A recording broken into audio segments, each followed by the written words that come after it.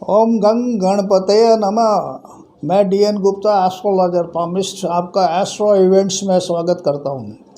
आज हम बहुत ही महत्वपूर्ण भाव के बारे में बात कर रहे हैं और ये इतना महत्वपूर्ण है कि almost everybody is crazy to have a very good money, ज़िंदगी में अच्छा पैसा हो और उनकी लाइफ कंफर्टेबल पैसा बीते। And you know everybody had misery and money is all now days. पैसे से सब कुछ होता है। तो यानी आपका जो हम एक कुंडली के दूसरे भाव यानी जो आपका जिस पे लग्न लिखा हुआ है कुंडली में, फर्स्ट जो आपका खाना है उसमें दूसरा खाना वो एक धन भाव कहलाता है। ये धन का कोठा होता है। यानी इससे ये पता लगता है कि आपके कुंडली में कितना धन लिखा हुआ है, लिखा हुआ भी है या नहीं लिखा हुआ है। और ये भी होता है कि जैसे पूर्वजों को आपका धन मिला और वो भी आपके काम नहीं आया, वो बर्बाद हो गया, चले गया, और आप कितना पैसा इकट्ठा कर पाएंगे, ये सब चीज़ें आपके धन भाव से पता लगता है। तो यानी आपका जैसे मान लीजिए फर्स्ट जो खाना है उससे दूसरा खाना, उसमें आपका अच्छा शुभ ग्रह बैठा हुआ है और अच्छी डिग्री का है, स्व नक्षत्र का है, खुद के नक्षत्र में बैठा हुआ है। उसके साथ कोई अशुभ ग्रह नहीं बैठा हुआ है, जैसे राहु केतु वगैरह उसमें के साथ नहीं बैठे हुए हैं। उस पर अशुभ ग्रह की दृष्टि नहीं है, जैसे शनि राहु केतु इनकी दृष्टि नहीं है। और ये अगर ऐसी स्थिति है आपके दूसरे भाव की, तो आप मान के चलिए कि आपके पास ज़िंदगी में अच्छा पैसा रहेगा। अब दूसरी चीज़ ये है, जैसे आपके कुंडली का 11वां भाव, आपके लग्न से आप जब गिनेंगे 11, तो उसका स्वामी अगर आपके दूसरे घर के स्वामी के साथ धन भाव में बैठ गया है, तो आपकी इनकम हमेशा धन क्रिएट करने वाली, मतलब you will be all the time in profit and you can have very good money. अगर वो धनेश के साथ बैठा हुआ है तो ये बहुत अच्छा योग है। इसी तरह अगर आपका धन का स्वामी अगर आय में चले गया, आय का स्वामी धन में आ गया, तब भी आपके पास बहुत अच्छा पैसा रहेगा। कभी क्या होता है, ये दूसरा घर खाली धन भाव का भी नहीं होता, कुटुंब का भी होता है और आपके एजुकेशन का भी होता है। तो जैसे मान लीजिए अगर आपके कुंडली में दूसरे घर में मान लीजिए दूसरे घर में कोई अशुभ ग्रह बैठा हुआ है, तो आपको थोड़ी पारिवारिक दिक्कत आ सकती है। और ये कुटुंब में जो यानी चीयरफुलनेस होनी चाहिए, यानी जिस तरह का सुख होना चाहिए, यानी उसमें आपका परिवार में जिस तरह का अच्छा वातावरण होना चाहिए, उसमें कमी आ सकती है। इसी तरह जो अगर मान लीजिए आपका पंचम भाव का स्वामी धन भाव के स्वामी के साथ बैठा हुआ है, तो यानी आपकी संतान आपके धन में वृद्धि करेगी। दूसरी चीज़ यानी आपके जो आपने विद्या ग्रहण करी है, जो आपने whatever education qualification you gained, that will help you to create money, और वो आपके पास पैसा जमा कराएगा। अब इसमें जो है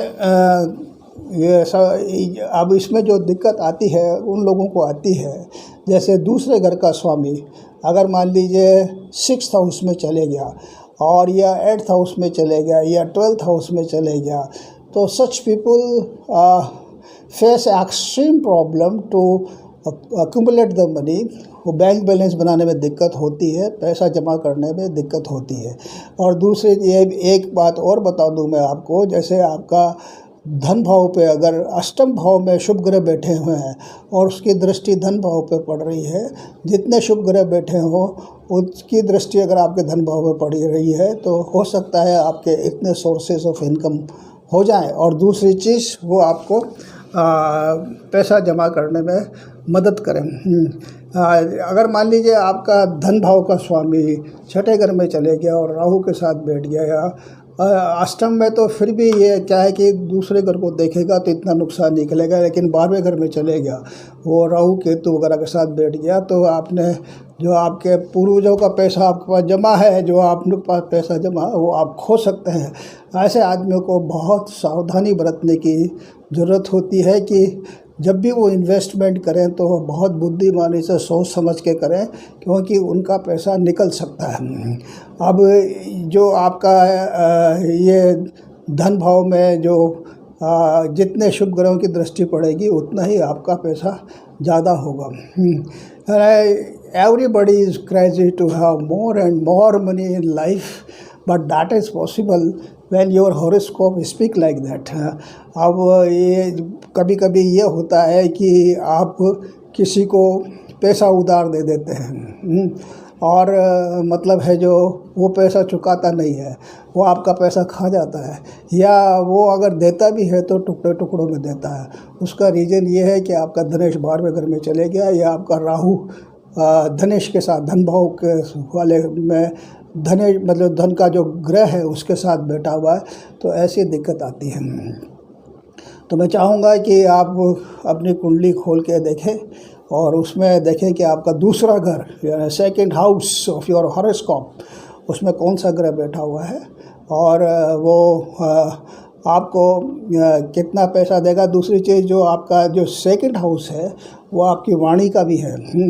अगर मान लीजिए आपका दूसरा घर में शनि बैठा हुआ है, तो है ना आपका वाणी कर्कश होती है, मतलब है जो शनि बिगड़ा भाव बैठा हो तो आपका बोलने का तरीका अच्छा नहीं होता। दूसरी चीज़, अगर उसमें मेलाफाइड केतु बैठा हुआ है तो ऐसा आदमी हकला करके बोलता है और उसको बोलने speech is not very clear. तो यानी धन भाव, ये जो सेकंड हाउस है इस चीज़ का भी इंडिकेशन देता है। और तीसरी चीज़, जैसे मान लीजिए आपका दूसरे घर में बिगड़ा हुआ मंगल बैठा हुआ है, तो वो आदमी हमेशा ऐसा बोलेगा कि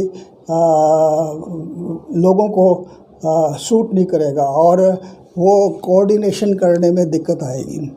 तो इसलिए धन भाव को अच्छा करने के लिए आपको ज्योतिष के कुछ एस्ट्रोलॉजिकल रेमेडीज़ करना चाहिए, ताकि आपका पास कंफर्टेबल धन रहे। और जैसे मैंने योग बताया उस पर शुभ ग्रह की दृष्टि हो, आयुष उसके साथ बैठा हो, पंचम भाव का स्वामी धनवेश के साथ धन भाव में बैठा हो, और उस पर कोई अशुभ ग्रह की दृष्टि नहीं हो, या उसके साथ राहु केतु नहीं बैठा हो, तो देयर इज़ नो लिमिट कि कितना पैसा होगा आपके पास। इसका इज़ द ओनली लिमिट, आपके पास कितना ही पैसा हो सकता है। तो आप अपने कुंडली में देखिए और बनाइए अपने दूसरे घर को मजबूत, और दूसरे घर के स्वामी को मजबूत बनाइए, ताकि आपको ज़िंदगी में फाइनेंशियल क्राइसिस नहीं देखना पड़े। तो I will request you to make India number 1। जय हिंद।